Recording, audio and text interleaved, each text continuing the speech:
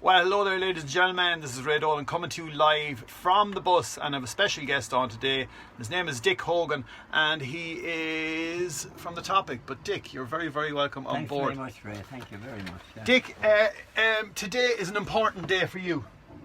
Well, it is, I suppose, yeah. Now, every day I have a show called The 12 Bongs, and I didn't mention your birthday today, but once again, happy birthday. Thank you very much.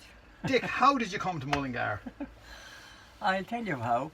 I was in school in Kieran's College in Kilkenny. When I left, there was two papers in Kilkenny, the Kilkenny People and the Kilkenny Journal. Right.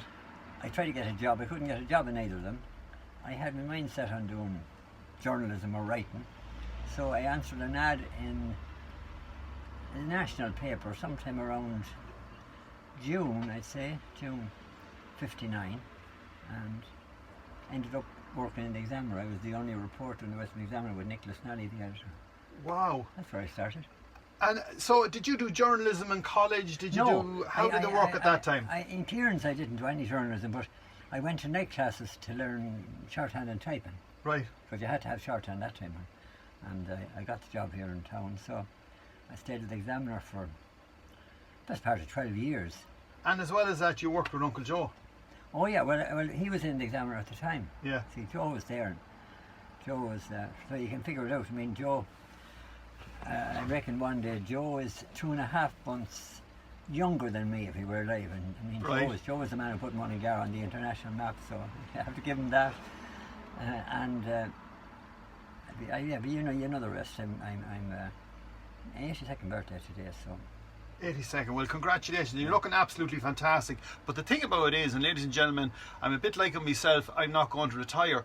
But Dick is still the editor of The Topic newspaper, which is, you could say, a very fantastic paper because you have your own printing mill. Oh yeah, we've the whole. You see, what happened was, basically, it's a simple story. The four of us that started Topic, I was the newspaper, the senior reporter at the time, Right. in 1971. Tommy Kiernan had left. Tom had left. He was working in Limerick, I think, at the time. Yeah. He'd gone there, and Albert Morris was in it. As Albert approached me in the Examiner, he said, "We're going to start a little printing firm called Express Print. Would you join us?" So Go away. I was a bit browned off. It was a bit. How would you call it? Very narrow parameters in ways that you couldn't write about certain things, and Right. you'd offend the man who owned the place at the time. I wasn't to me before Nicholas took over, so I said, and I was only 4 years married at the time. Right. with Because a this would couple be a of big kids. thing. And And it was a big thing, and I had Yeah. to talk to my wife about it. And she said, "You're probably mad," but anyway, But she agreed. yeah. And we you've- started in around. It must be around this time, 50 years ago. We Brilliant. started. And tell us, Now we had. It's only because I was a newspaper person, and we went ahead and got printing around the town bits of jobs. Fellas wanted things printed, tickets and stuff like that. But I kept in my head all the time. I wanted to get some kind of a publication. I wanted to express my own opinion. right. And anyone who buys Topic for the last 50 years knows why my opinions are on everything, because I express it in the editorial. I never hide my opinions on most things. I wear my heart on my sleeve, I suppose. 50 years is going The Topic now, and I think This year, it's the paper itself started in, and our first edition was the 14th November 1971. Brilliant. So it'll be the 14th November, actually would be 50th. Now you've 4 kids, is that right? 5. 5. Yeah. Your son actually is into horticulture, and he's into Richard, yeah, he is, Yeah. yeah, the same name as myself. My grandfather was Richard also. son of Dick. Yeah, son of Richard. Dick Richard. See, Dick is just a short version of Richard. Exactly, yeah. Yeah. And and as well as that, I mean, you look very well. You must eat all the I do, takeaways in the town.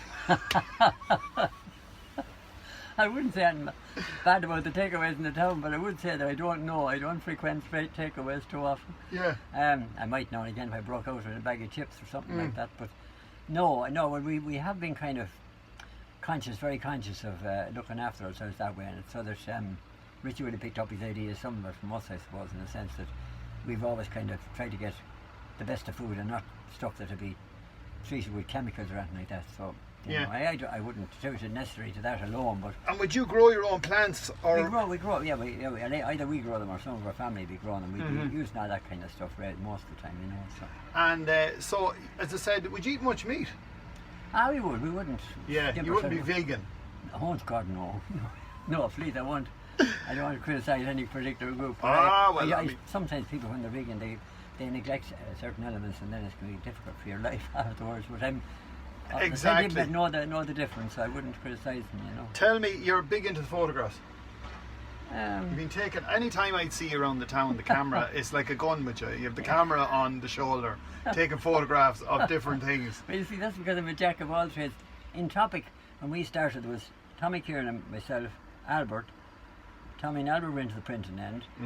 Mick Evers was Lord of Mercy, and Mick was the businessman who got involved with us. Yeah. And you know, we started on a shoestring, to be honest with you, and in the back of an office, of an old shed above at the back of the library headquarters as it was on the Dublin Road, paying the county council £2 a week in rent. That's how we started. And we were there for about 4 or 5 years, and we built the place down eventually in the industrial estate. And then we moved up to the middle of the town because we felt we were a bit out of things. In the mid-90s we moved up to where we are, to Mullally's Bakery as it used to be. Because I remember Eddie Rowley working with us. Oh yeah, actually we Colin McGinty with us, with Eddie Rowley, David Burke, a whole lot of people that came through. A dozen journalists of different kinds. And tell us, you played a bit of music as well during all them years. Oh, I did, and still. Do you still have the guitar? Oh, indeed I do. Yeah. And tell me, what type of music would you play? It'd be mostly ballads, folk music, and because I've been involved in choirs up and down, we'd play religious music as well, you know. But so I don't know, it'd be a lot of. Oh, we had some hilarious times when we started. We started seeing the Boys Club here in Mullingar, right, and down in the old chapel house as it used to be, which is now the parish centre there. But Father Dermody, Lord of Mercy, he started a Boys Club. Yeah. And we were in the Legion of Mary at the time. Peter Kenny, Lord of Mercy, enrolled me, got me into the Legion of Mary about less than a year after I came to town. Yeah. And I was involved with them, and Noel was involved with it, and Noel Battle, yeah. And Davy Hines was in it, and Jimmy Cohn, a whole bunch of fellas from the town here. A right collection. Right. Yeah, but we enjoyed it. We never, to be honest with you, Ray, we never played in terms of the money we'd make.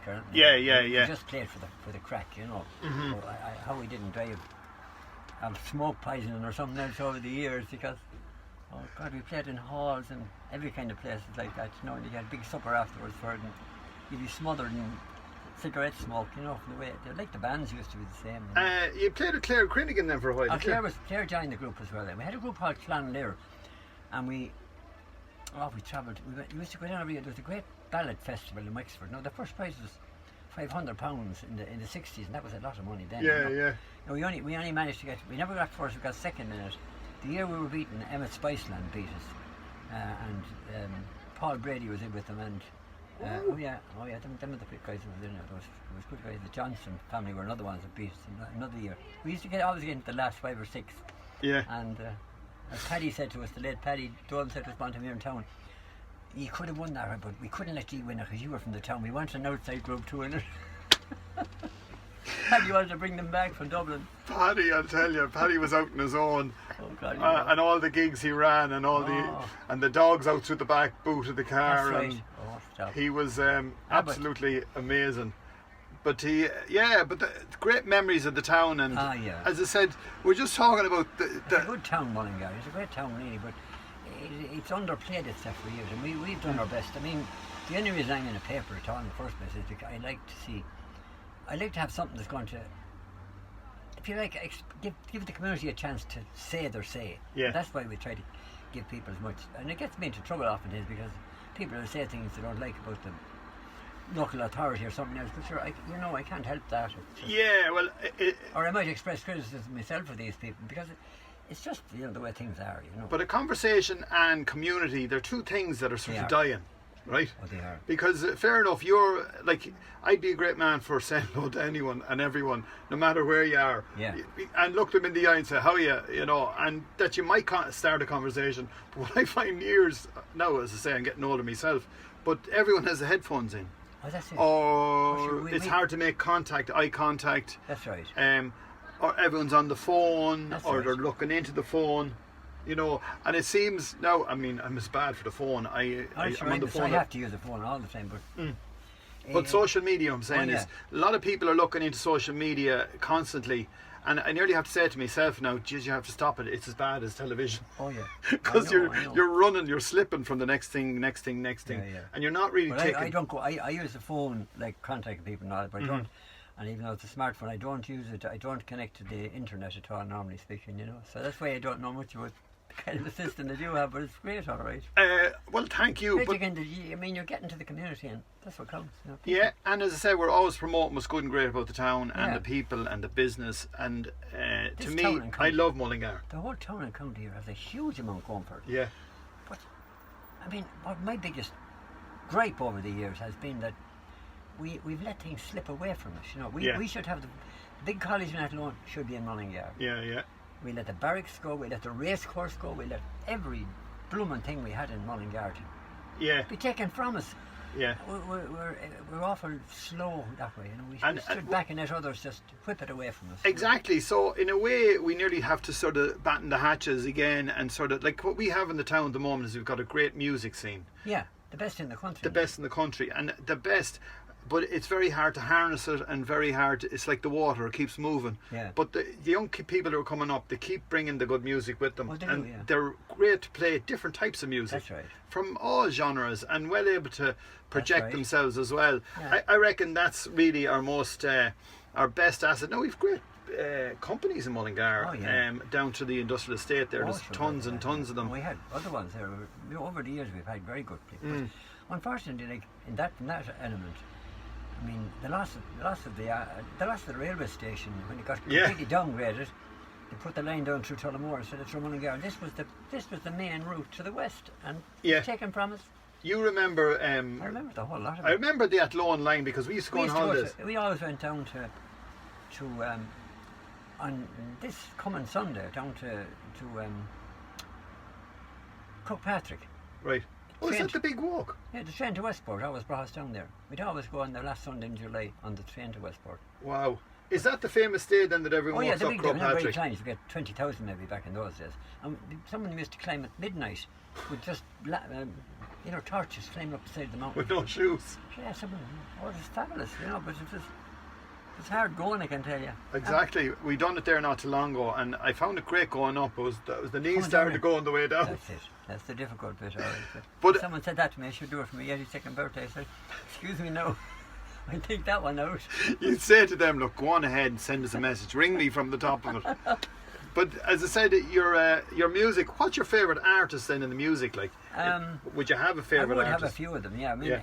in terms of the folk music, I'd say Liam Clancy. Well, more Tom. I have more Tom Paxton songs than anything else. I have a lot of Paxton stuff, and I'm after learning about. In the last year, I'm after probably picking up about another 20 of them that I didn't know. Away. Yeah, I did. I still do a bit of Tell me, how do drumming you, at home. how would and I you have le- no music. I can't read music. right? It's all by ear. How would you learn the song? I mean, the lyrics of the song. Does it come handy to you?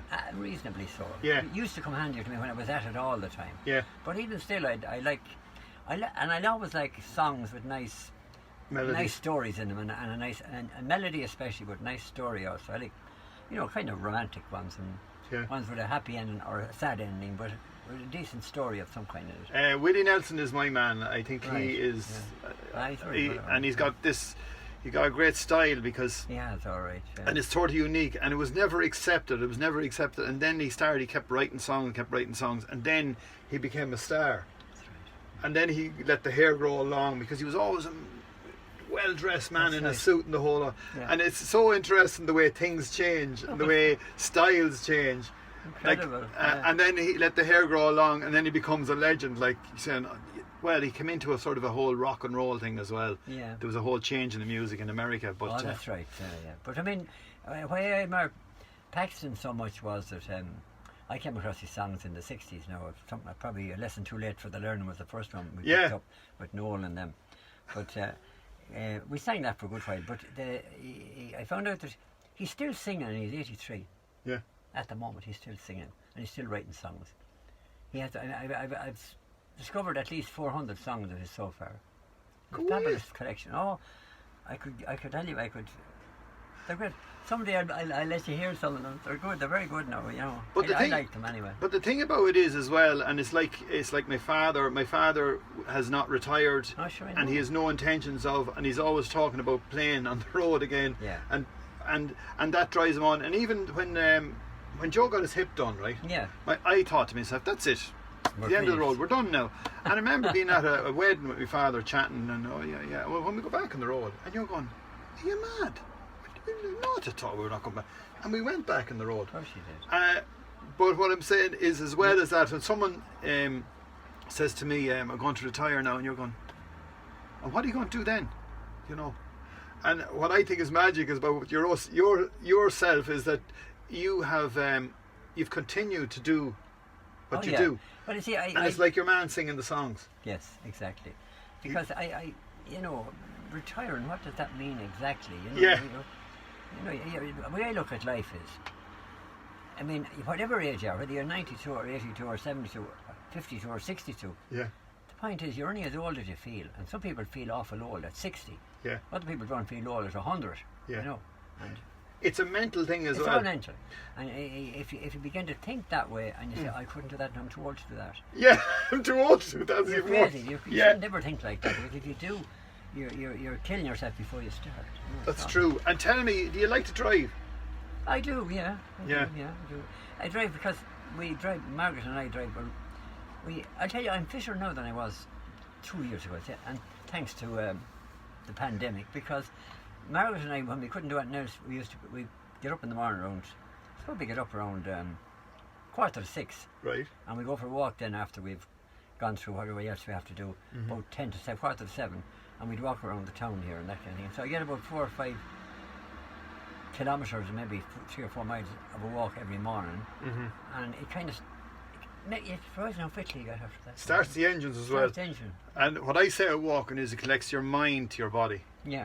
Because it's very easy to say, well, I'll get up now and I'll have the tea, and then I'll drive into town and I'll go to work, and then I might walk a little bit around the place, and then I'll drive home to dinner, and then I'll drive back. No. But if you don't, so it's so easy A to not. routine is very good. A routine Yeah. is important. But I mean, at the same time, you know, you need to be ready to take on. And that's the most attractive thing for me in journalism is you're going to meet a different kind of a story maybe every other day, and if people see from reading the paper, these people are not afraid to print something. You Yeah. get approached then about all kind of stories, you know. Yeah, Because 'cause if you don't, if you're kind of trying to be careful all the time, Yeah. a lot of papers have killed themselves off because of that. They don't just go The thing for that it, I you know. know is that when I rang you, you answered the phone.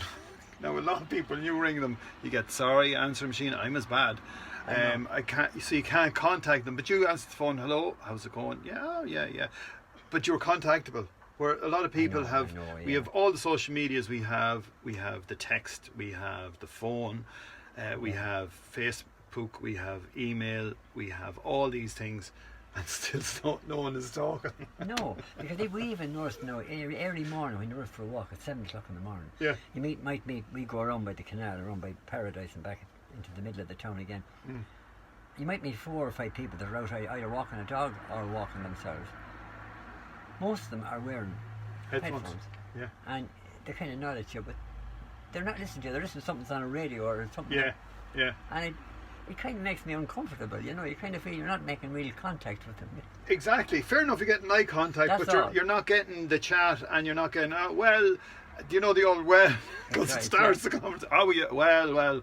Tell us, you're involved with Ireland's Eye as well. Is that part of... we start. Tom and I started. Tommy runs the place now below.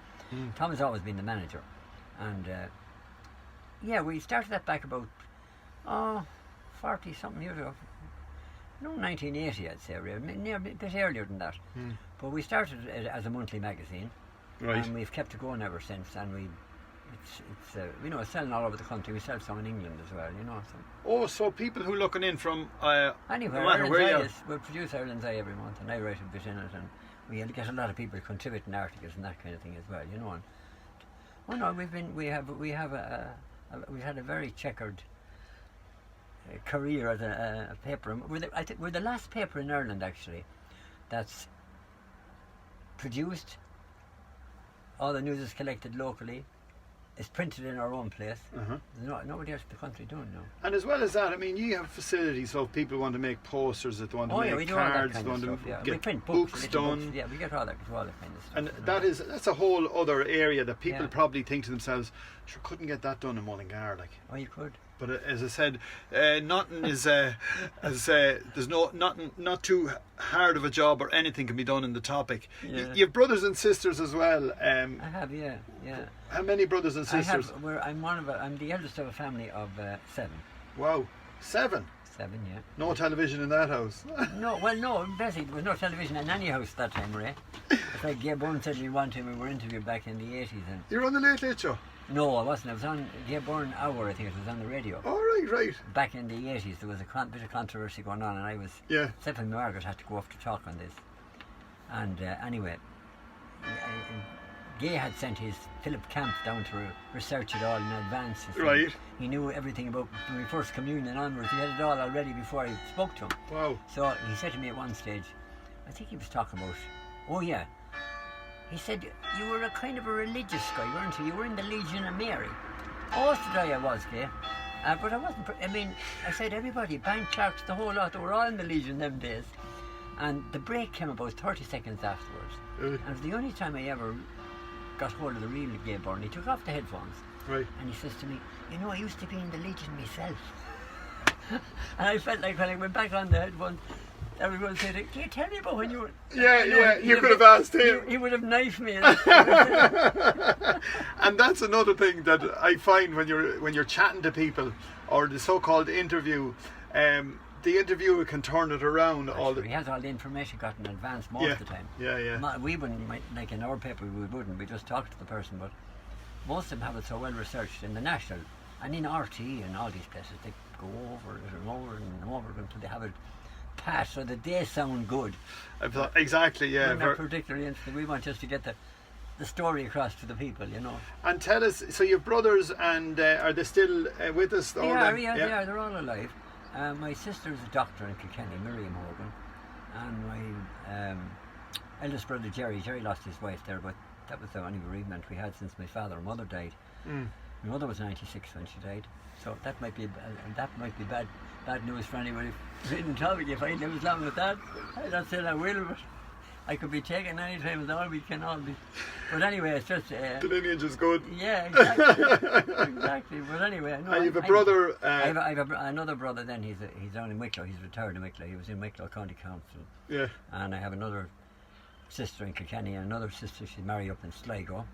And the youngest two, my youngest sister and brother are not married. Yeah. But then I have 13 grandchildren, so I'm... God above.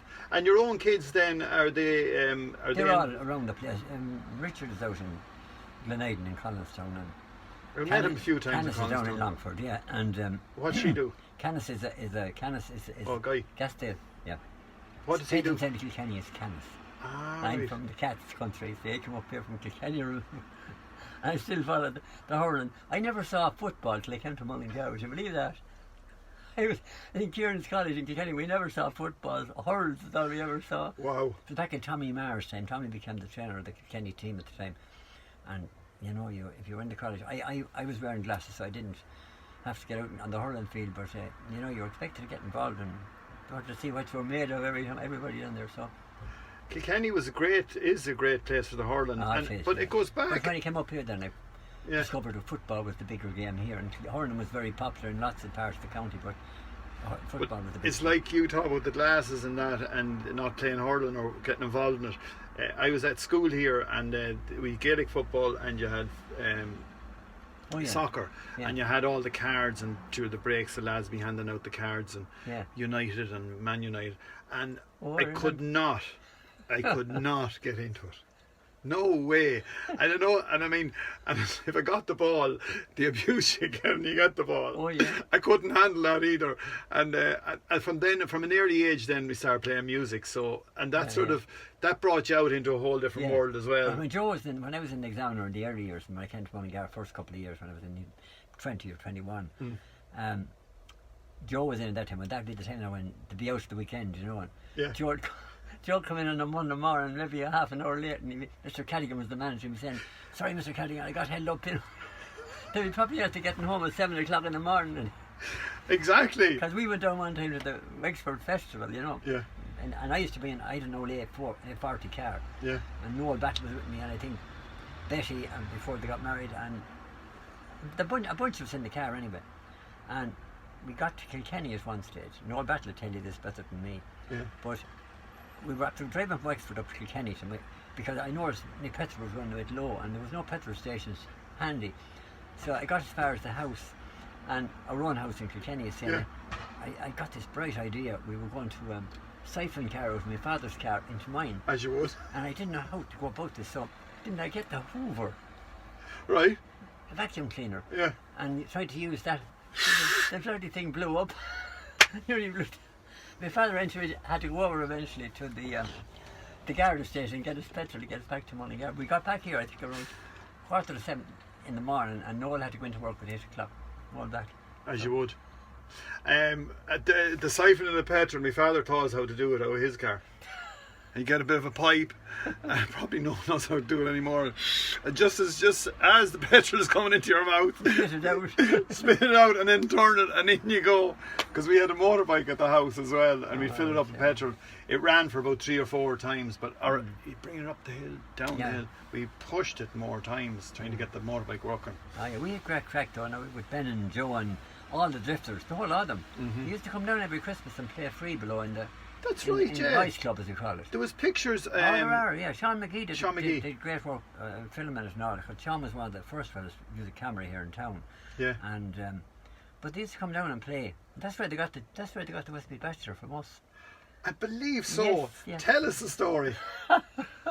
They came down one. I was after. There's a man called Charlie Quinn, Lord of Mercy, Michael Quinn's father, down in Gannell. Where I was staying in Gannell. I stayed in Austin Friars first. And then I moved down to Gannell and was staying with Mrs. Macaulay. How do you call him? John Macaulay's father and mother. Yeah. And I used to go down to Kenny's up and down the Peaches, and I'd meet Mrs. Quinn some of the time, and she said to me one day, "You know, Charlie has a song, you might like to get it." And Charlie Quinn had picked it up, I think, from Billy Whalen. That I assume, because he used to play music. Charlie used to play the fiddle. Right. And so that's where we got the Westmeath Bachelor. Right. We were singing it one night in the club around, I'd say it was around 65, whatever, the year before the boys brought it out anyway. Yeah. And Ben, I think it was Ben, one of them said anyway, you know, there's a great bit of an old swing to that. The next thing is, that put a little bit to the end of it. And I know, that's where it came from. And it's interesting, the history of the song. Billy Whalen from Castletown Gagan and then across the lake. Billy and the whole was the whistling postman, they used to call Billy. Billy was in the first Cayley band that ever broadcast from Mullingar, from Ireland. I mean, from the old RN or whatever they called it. Anyway, it was the what's now RTE in the 30s with the Moat Cayley band. Billy played with the Moat Cayley band. Well, I'll tell you a story about the song. I was out in Multifarnham. I was in a school out there one day, and the story is up written on the wall. Is it? And it comes from it's Yeats or one of them writers, right? It could be some bits of it. And yeah. I don't know whether it's I'm a Westmeath Bachelor, age 63. I don't think that part, but there's a part in it that that, and you're going similar sounding. And you're asking, so there's a lot went through that song. It carried, it did. And it's funny. I think it was written the time of, there was a big to-do here back at a certain stage in Mullingar with the fella in charge, like the county manager. They wanted all the bachelors to get married or to be put out of their houses. Wow.